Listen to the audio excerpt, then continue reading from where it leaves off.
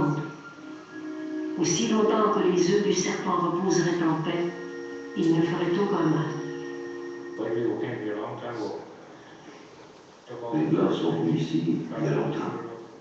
Ils ont tué les castors, les loutres, les bisons. Ils sont partis en nous laissant les arbres et les roches.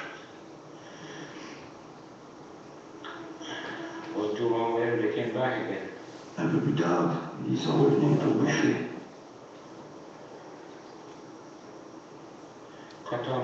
Ils ont coupé tous les arbres. Le pin blanc, le pin rouge.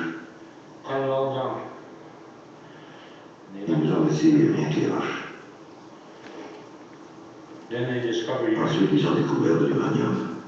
À la maison Rothschild, ils sont venus chercher les roches. C'est ici que l'histoire commence, à l'intérieur de ces cavernes sombres et étouffantes, où le mot magique est uranium.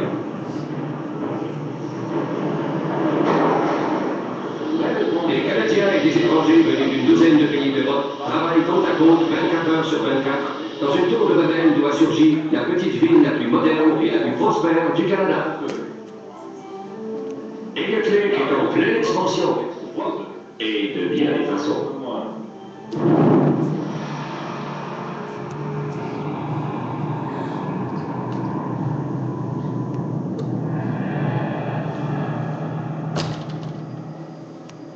À l'état naturel, l'uranium émet des radiations pendant des milliards d'années. Normalement, la Terre nous protège de la plupart de ces rayons nocifs. Mais quand la roche est amenée à la surface et broyée, cette protection n'existe plus. Les radiations, que nos sens ne perçoivent pas, pénètrent les cellules vivantes et perturbent leur fonctionnement, causant souvent des dommages irréparables.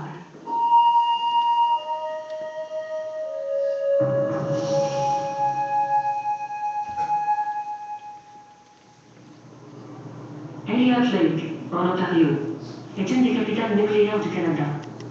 Depuis les années 50, ces mines ont fourni de l'uranium, d'abord pour les bombes atomiques, ensuite pour la production d'électricité. Pour chaque baril de substances utiles produit par l'usine, des tonnes de déchets solides et liquides sont laissés sur place.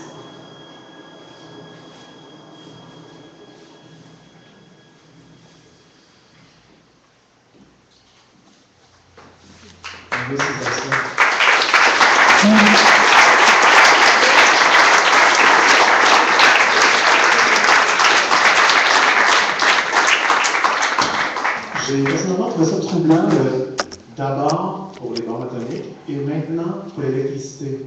On peut aussi renverser la phrase. Et là, ça devient très troublant. Merci Marguerite, merci Justine, merci Martin Falcourt.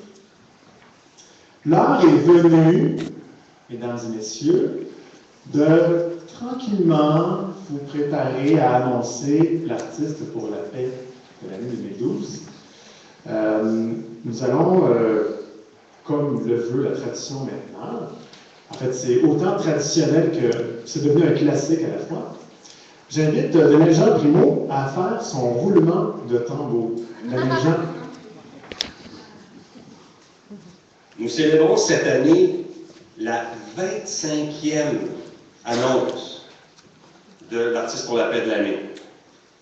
Pour vous préparer à accueillir la récipiendaire, on a gâché la sauce tout à l'heure, vous le saviez déjà, la récipiendaire de cette année. Voici donc le roulement de tambour qui nous rappelle les élus à ce titre depuis 1988. L'auteur, compositeur, interprète Daniel Lavoie, la comédienne André Lachapelle, l'auteur, compositeur, interprète Richard Séguin, l'écrivaine Feu, Simone Monet-Chartrand, le compositeur Gilles Tremblay, le sculpteur Armand Vaillancourt. En 1994, nous avons eu 2 prix ex aequo, l'auteur, compositeur, interprète Florent Volant et le sculpteur Alex Lagrigny. D'année en année, nous continuons, l'auteur, compositrice, interprète Marie-Claire Séguin, la costumière et directrice de l'Espace Beau, Ginette Noiseux, l'organisme international Clowns sans frontières, la photographe José Lambert, la cinéaste Marquise Lepage. Nous tournons l'an 2000. L'artiste peintre, feu, Marcel Ferron. L'homme de théâtre, Jean-Claude Côté. Le cinéaste, Martin Duckworth. La chanteuse, Karen Young. L'animatrice, feu, Mira Cri. Le comédien, Luc Picard. Le dramaturge, Wajdi Mouawa. L'auteur-compositeur, chanteur, réalisateur et ami des jeunes, Dan Bigrard. En 2008, les artistes visuels Annie Roy et Pierre Allard de l'action terroriste socialement acceptable, l'ATSA. En 2009, la comédienne et chanteuse Chloé Sainte-Marie. En 2010, la comédienne Pascale Monti. L'année dernière, nous avons décerné le titre d'artiste pour la paix de l'année 2011 à Dominique Champagne. On vous a expliqué plus tôt qu'il avait profité de son espace au micro, son temps au micro, pour annoncer le 22 avril. C'était un jour de la Terre 2012 qui a rassemblé une foule innombrable. On se souvient aussi que l'École de la Montagne Rouge avait collaboré à ce succès. Maintenant, 2012. Pour le dévoilement de la 25e nomination de l'artiste pour la paix de l'année, veuillez accueillir un homme qui est pianiste, qui est chez nous le spécialiste des analyses politiques. Mesdames, Messieurs, veuillez accueillir le vice-président des artistes pour la paix, le professeur Pierre Jasmin.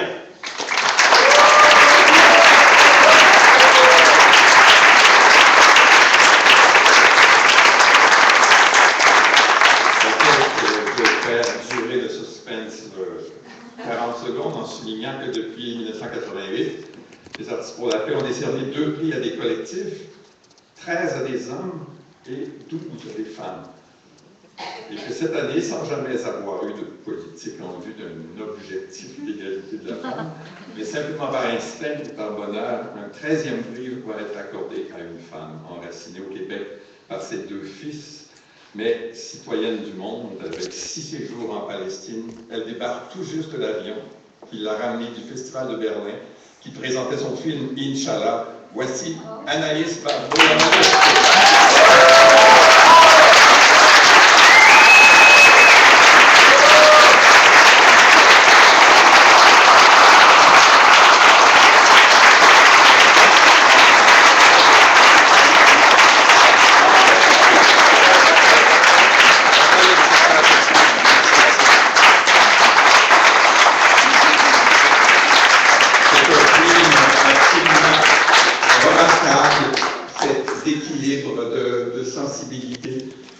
Sensibilité face aux femmes qui vivent dans des situations de violence en Cisjordanie et cet équilibre est remarquable.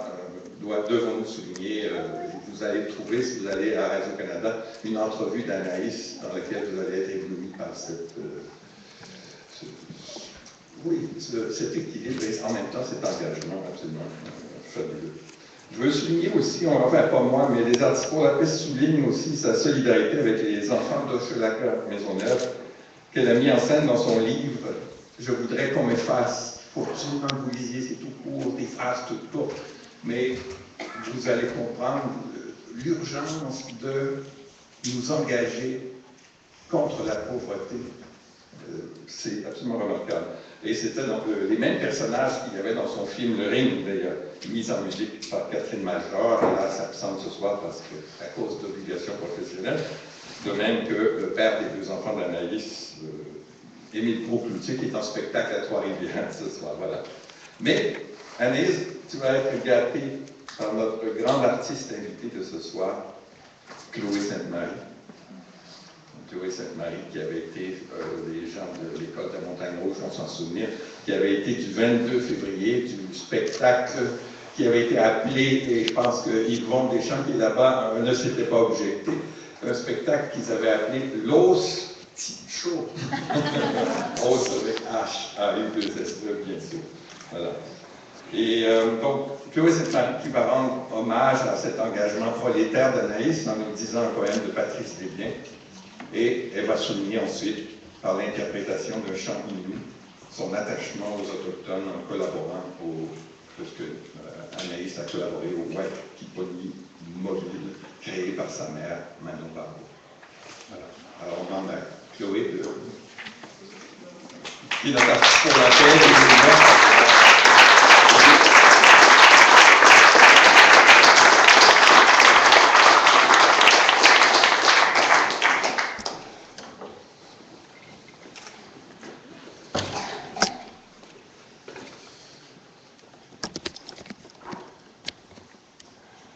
Donc, poème de Patrice Desliens. Pour la première fois depuis des années, je sais où je suis. Je sais qui je suis. La grosse roche noire sous ma maison est enceinte d'un océan de boue. On ne connaît pas le père. Tout a commencé ici. Il y a très très longtemps, j'ai aimé, bu, mangé et baisé ici. Il y a très longtemps, je suis morte ici. Je reviens comme un fantôme, comme une revenante qui n'a plus personne à hanter qu'elle-même. Tout a commencé ici. Je suis mon propre ancêtre.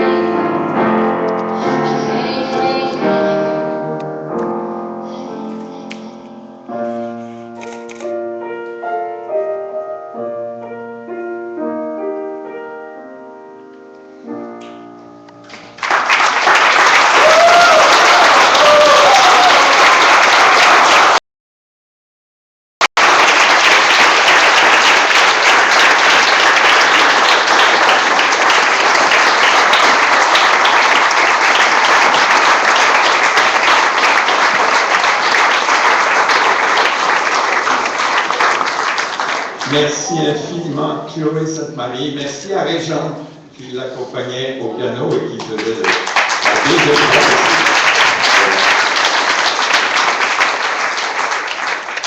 Et maintenant, on a avant que tu nous dises peut-être 2-3 petits mots, Anaïs, on a un petit cadeau à te remettre, qui est une œuvre de Geneviève Lebel, qui a été longtemps secrétaire aux Artistes pour la paix.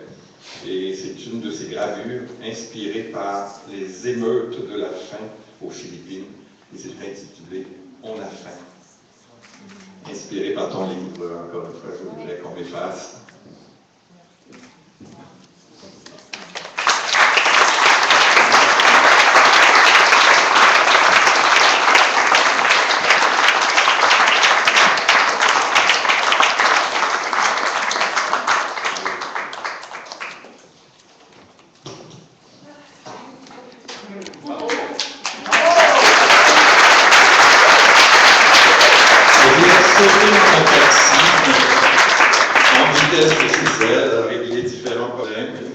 Je débarque tout juste de l'avion de Berlin, de cette service français.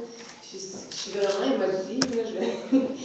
D'abord, je suis vraiment touchée d'être là. Je me sens encore au début de ma vie. On dirait que c'est beau, ça me dit juste de continuer dans ce que cette vie-là m'inspire. Donc, c'est vraiment.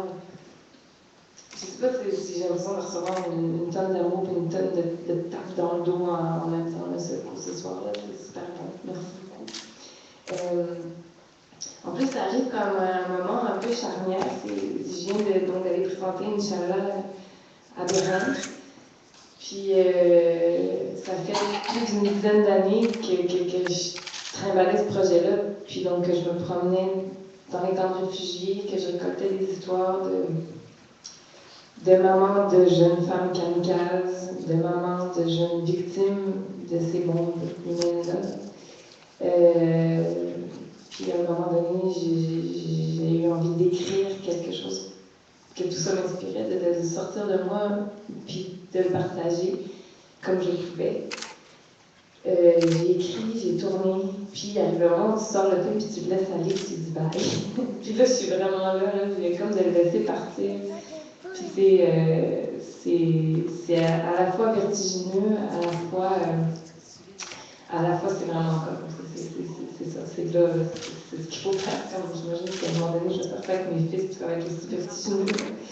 Mais je me pose toujours à ce moment-là, quand on abandonne quelque chose qui nous a habités pendant tellement d'années, pourquoi? Tout ça pour ça, est-ce que ça aura valu la peine? Est-ce que vraiment, quelque part, ça peut participer au monde? Est-ce que vraiment, quelque part, ça peut changer les choses? Puis, à Berlin, on dirait que j'ai eu une partie de la réponse, puis ce soir, ça la complète. Dans cette salle-là, la salle était pleine, c'était une belle salle, c'était super chaleureux, ça m'a vraiment fait du bien. Puis, il y a quelqu'un qui est venu me voir après le film en me remerciant vraiment ému, puis qui m'a dit, on dirait que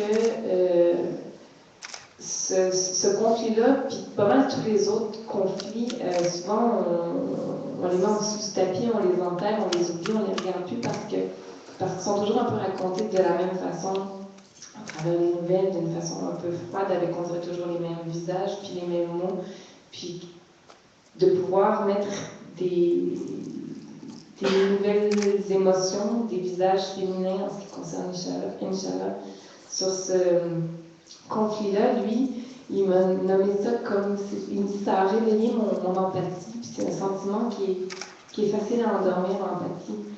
Puis c'est un beau sentiment, je trouve. Puis j'ai trouvé que c'était une belle réponse à ma question, pourquoi? Pourquoi tout ça? Pourquoi avoir fait ça? Pourquoi peut-être penser à en faire d'autres? Parce que ça peut éveiller ce sentiment-là qui est si facilement enterré ou tassé sous le tapis, là, ça peut un petit peu souffler, puis réveiller l'empathie, réveiller, juste nous rappeler qu'on n'existe pas tout seul, mais on existe ensemble, en gang. Je trouve ça beau, puis ça me convainc de continuer. Puis d'être ici ce soir, ça me convainc aussi de continuer. Merci vraiment, vraiment, vraiment beaucoup.